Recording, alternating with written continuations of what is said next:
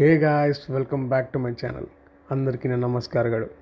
తాజా gossips and viral టాపిక్స్లో మనం ఎప్పటికప్పుడు వచ్చిన ఇంట్రెస్టింగ్ గాసిప్స్ని డిస్కస్ చేస్తుంటాం. ఈరోజు వచ్చిన మనకి తాజా గాసిప్స్ ఏంటో చూసేద్దామా? పుష్ప 2 ఇండియాలోనే highest collected movie అవ్వబోతుందా?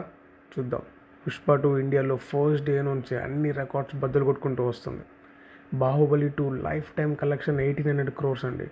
And Pushpa 2 just 15 daysలోనే మోర్ దెన్ 1500 crores కలెక్ట్ చేసింది. ఇంకా దీనికి ఈజీగా 10 to 12 days కలెక్షన్స్ వస్తూనే ఉంటాయి. సో లాంగ్ రన్లో ఇది బాహుబలి 2 అయితే బీట్ చేయడం పక్కా. బట్ దంగల్ని బీట్ చేస్తుందా?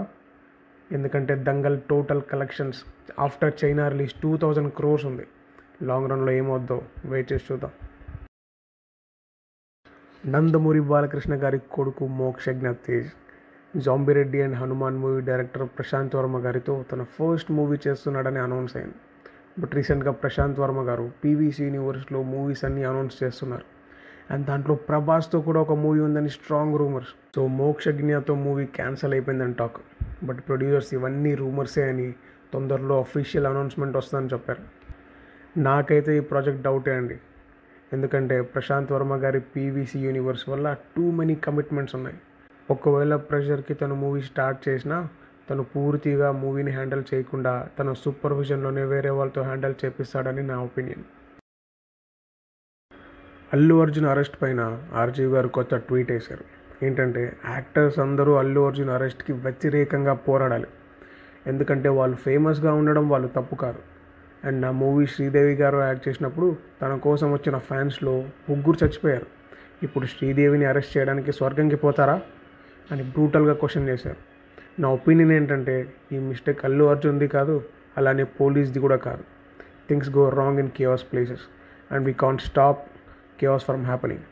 ఇలాంటి విషయాల్ని మనం ఎంత ట్రై చేసినా ఆపలేం. సో బెస్ట్ ఏంటంటే రూల్స్ని మార్చి నెక్స్ట్ ఇలాంటివి అయ్యే ప్రాబబిలిటీని తగ్గించే ట్రై చేయడం. పుష్ప 2 బెనిఫిట్ షోలో జరిగిన ఇష్యూ తర్వాత గవర్నమెంట్ ఇంకా ఏ మూవీకి బెనిఫిట్ షోసే ఉండవు అని డిక్లేర్ చేసింది. బట్ రీసెంట్గా ఒక ఇంటర్వ్యూలో దిల్ రాజు గారు గేమ్ చేంజర్ మూవీకి బెనిఫిట్ షోస్ ఉంటాయి అని చెప్పారు.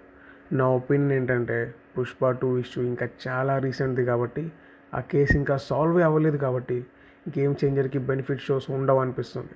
ఒకవేళ ఉంటే కూడా చాలా లిమిటెడ్గా ఉంటాయి, లేదా పర్టికులర్గా ఇంతకన్నా ఎక్కువ పబ్లిక్ ఉండకూడదు అనే రూల్స్తో ఉంటాయని నా ఫీలింగ్. ఇండియన్ 2 అంత పెద్ద డిజాస్టర్ అయిన తర్వాత లాస్ట్లో వచ్చిన పార్ట్ 3 ప్రోమో చూసి ఇది పక్కా డైరెక్ట్ ఓటీటీలో రిలీజ్ అవుతుంది అని అందరు అనుకున్నారు.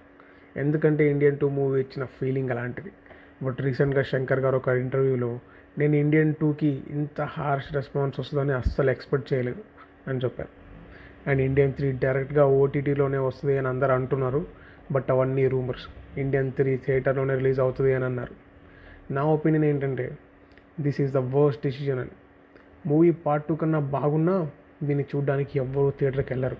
అండ్ పార్ట్ 3 కూడా బ్యాడ్గానే ఉంటే ఇంకా శంకర్ గారు మీ గురించి ఇంకా వర్స్ట్గా మాట్లాడడానికి రెడీ అయిపోతే బెటర్. ఇంకా ఇలాంటి ఇంట్రెస్టింగ్ గాసిప్స్తో కలుద్దాం నెక్స్ట్ వీడియోలో.